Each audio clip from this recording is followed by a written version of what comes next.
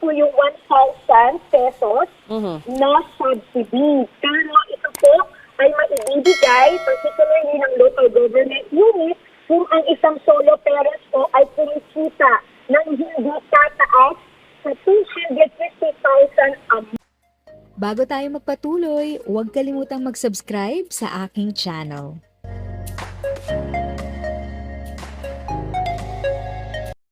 Thank you sa pag-click ng aking video. Good day po sa lahat ng mga nanonood. Sa mga bagong viewers at napadaan lang, by the way, I'm Tita Eda. Welcome to my channel. Ang channel na maghahatid sa iyo ng dagdag kaalaman tungkol sa government services, bagong mga balita at informative videos na galing sa legit na resources. Mag-subscribe na para updated ka. Ano po ba ang definition ng solo parent?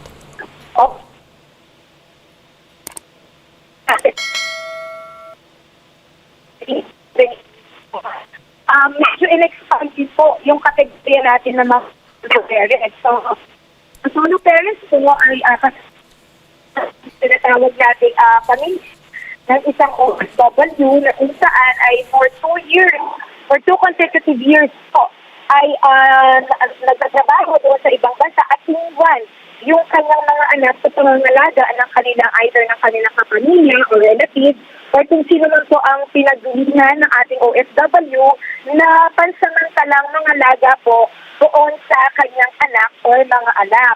At kasama rin po sa batas na ito yung kategorya ng solo parent na mag-isa na lang po talagang tataguyod sa kanyang anak or mga anak na maaaring iniwan na po ng asawa or naghiwalay na sila, either annulled na rin po ang kanilang marriage o kaya naman yung other spouse o kaya naman po ay nakulong at ganoon din po yung incapacitated, yung another partner or another spouse na magtrabaho at bigyan ng pangkabuhayan yung kanyang pamilya, lalo rin sa anak. Ayan po ang ilan sa mga additional category po ng ating parents base na po sa batas na ito.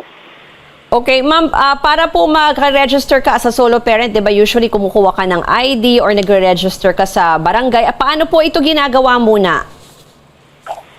I'm sorry, Ma'am Ru? Paano po nagre-register bilang solo parent or kumukuha po ng ID?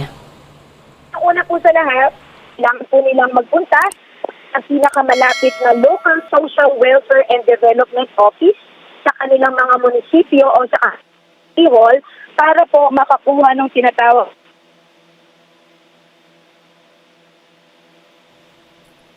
Nawawala si Director, pero pinapakita po natin yung mga requirements no para doon sa mga solo parent ID applicants. Kailangan ng barangay certification, ng birth certificate ng mga anak at income tax return. Nandyan ba ulit si Director? Yes po. Director, nawawala po kasi. Pinapakita po namin yung mga requirements for solo parents.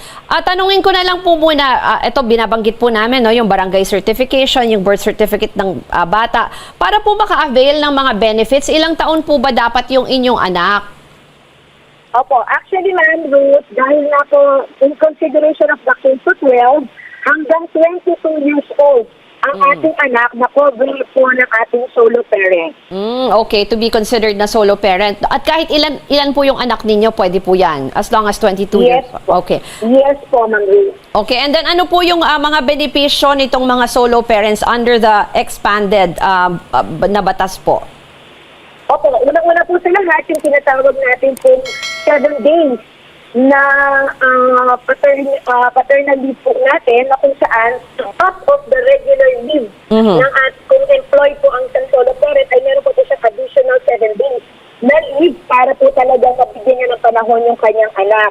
At maliban po doon, meron din po tayong benepisyo na 10% discount doon sa mga basic goods na bibilhin po ng isang solo parent. But this is particularly to those solo parents po na may mga anak na 6 years old and below.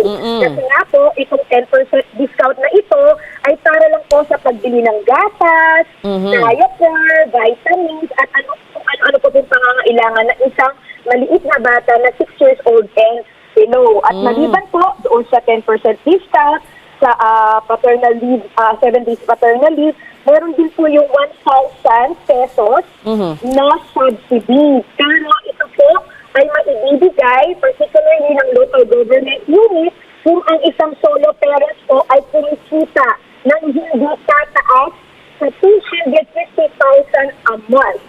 Ang kanya po kinikita. So, yun po ang ilan lamang sa mga beneficio. And of course, meron din po under sa law yung tinatawag. Director, linawin ko lang, yung sabi nyo below, sabi nyo 250,000 a month or a year? A year po, a year Oo. po. Sorry. Okay. Opo. Tapos regardless kung ilan yung anak mo, pwede kang makakuha nitong subsidy. Yes po. Basta po hindi po tataas sa 250,000 a year ang inyong kinikita Pero kung- bilang isang solo parent. Oh, pero kung ikaw ay isang, hindi, it doesn't mean na 1,000 per child, no? 1,000 doon. Ay, hindi naman Oo. po. Hindi po. Basta 1,000 pesos lang po ang subsidy na yun. Opo. Tapos makukuha mo lang yan only if you register as a solo parent doon sa iyong nasa listahan ma'am. ka, no? Oo. Opo. Kasi po doon sa solo parents ID, ilalagay na rin po kasi doon, merong classification kung ikaw ay kumikita nga po ng 250,000 a year ng solo parent po. So, magdedetermine na po doon may mga code po kaming ginawa doon sa solo parents ID para mas mabilis na rin po sa establishmento na ma-identify na kayo po ay qualified doon sa discount doon sa 1,000 pesos na subsidy. Tapos to avail of the discounts, kailangan meron kang ID. Kasi minsan, kunyari sa seniors, di ba, as long as nakikita yung birth date, di ba? Pero dito Yes, kasi ma'am. kailangan ma-establish talaga na solo parent ka, no? Yes, po, kasi di po ba, meron naman po kasing solo parents na hindi forever na solo parents.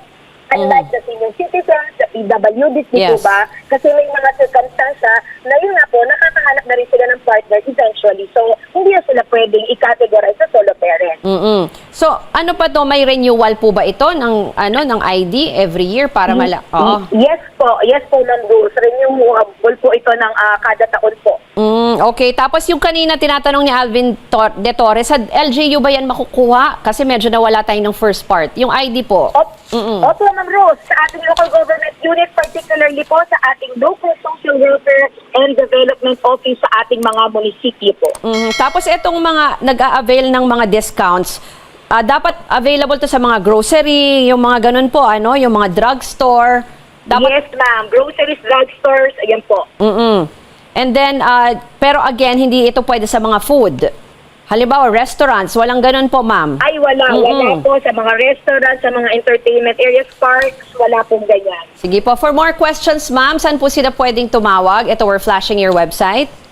Opo, dito po sa website lang po ng DSWD, legitimate website po ng DSWD kayo mag-email. O kaya po, tumawag po kayo sa aming phone number na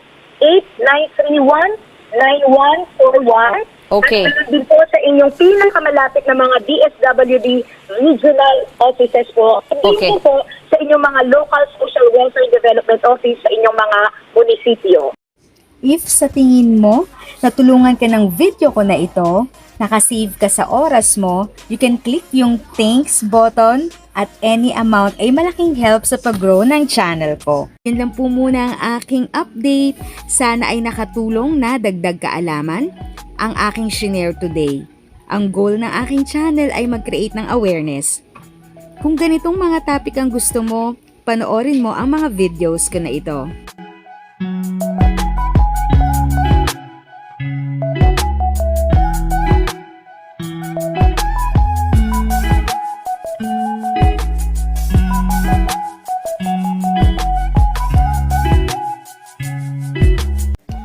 Thanks for watching! Kung may kapamilya, kaibigan o kakilala sa tingin mo ay magiging interesado sa video, please share or tag sila sa comment section. At syempre, if nagustuhan mo ang video, i-like mo na ito at subscribe ka na din. As always, feel free to write your questions, comments, and opinions respectfully. And continue to be a blessing and stay safe!